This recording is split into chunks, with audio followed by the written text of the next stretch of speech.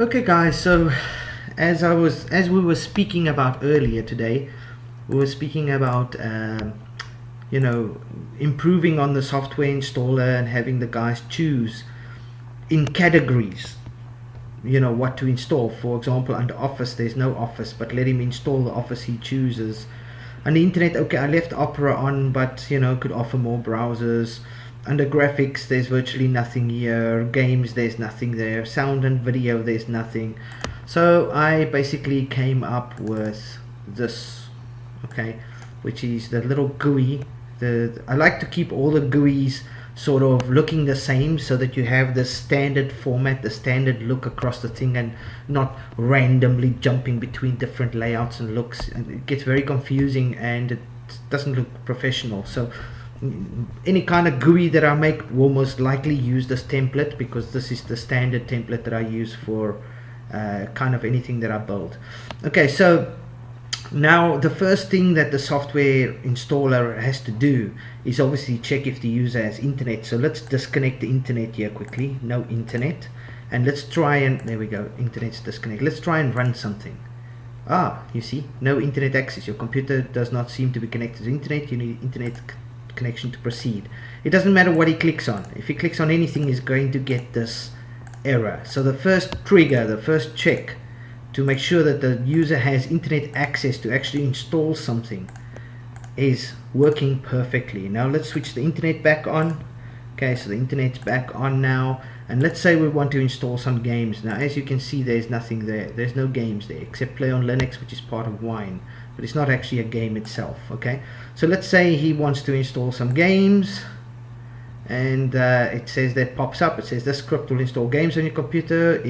It is completely automated and easy. Internet has been detected. We will now continue to installation. Okay, so there we've got a couple of selections for him.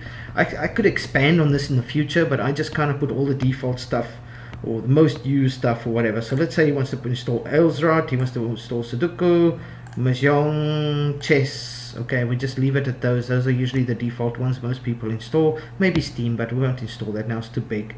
So we'll just install these, and we go okay. Wow. Okay, there is a problem. Now I did not expect that. Okay, let's close. I need to fix that. Let's go there again. Okay, so if you do multiple selections, it's actually going to pop up multiple. Okay, I can fix that later. Besides the point. Okay, let's continue here. So we go Elsrod, click OK, put in the password, and it will install it, and as you can see now it is installed there. Okay, so it's very simple. I will have to obviously have a look at making it so that it doesn't pop up multiple boxes like that. Okay, so I'll have to have a look at that. I'm pretty sure I can put in another trigger just to check that. So that's a minor bug, but in theory this works great. Want to install an Office suite, okay, and it's got WPS, Libra, Calligra, and SoftMaker, which I've selected by default. So you can install WPS, Libra, Calligra, SoftMaker, or install all of them. Okay, sound media player, it will pop up. Amarok, Audacious, No Music or Rhythm Box.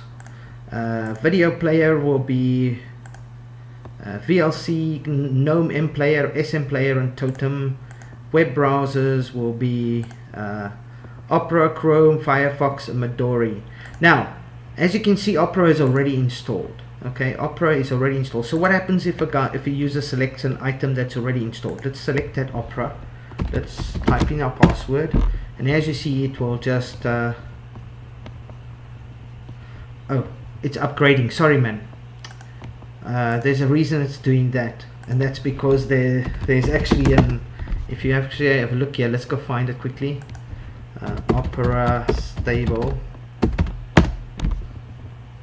It's installed, but there is an upgrade available. I saw earlier today that there was an upgrade package, so it will automatically upgrade if it's already pre-installed.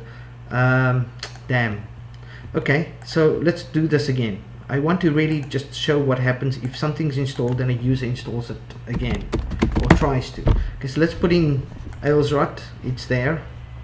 games. There it is. And if he tries to install something that's already installed, it will simply just say that it's already installed at the newest version and close. So no big deal there. That's nice.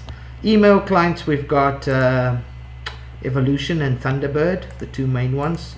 Chat clients, we've got Facebook Messenger, Pigeon, Skype, Hex Chat.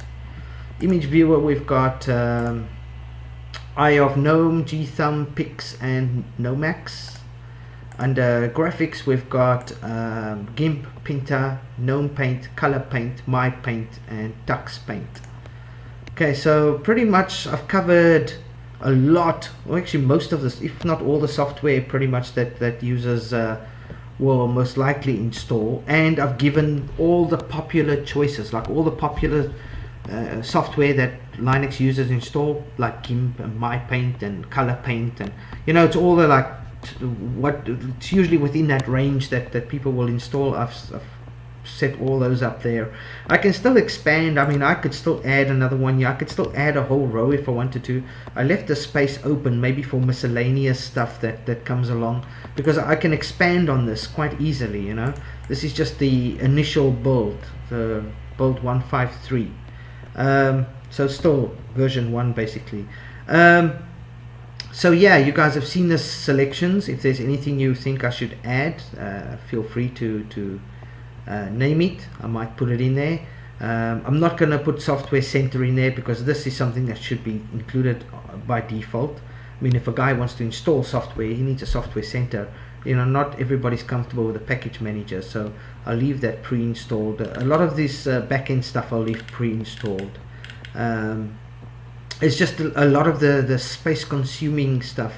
I will leave a browser installed. I don't know, I'm not sure. I'm still on the rope about leaving Opera installed or not, but I think I should leave at least a browser installed. But pretty much all the games and Office stuff and a lot of the internet stuff and, you know, sound and video and chat messengers, all that shit I can take out and you know, have them choose their own version here. So it's very easy to install. You just click, it first checks for internet and then pops up, and then just select what you want to install. I obviously have to just fix a few bugs, for example that it's popping up multiple times, like all in a row, when it should finish one and then start the next one. I should really just put in a little check for that. But that's a minor bug to fix. Maybe I should also remove this little window that pops up here, you know, because it does check and it does say if there's no internet. It doesn't actually have to first say yes, internet detected. So I could maybe remove this and just have it go straight to this window. I could do that as well. Anyway, I'll improve on it over the next few builds, but the initial build is done. It looks really nice. It does what it's supposed to do. So yeah, what do you guys think?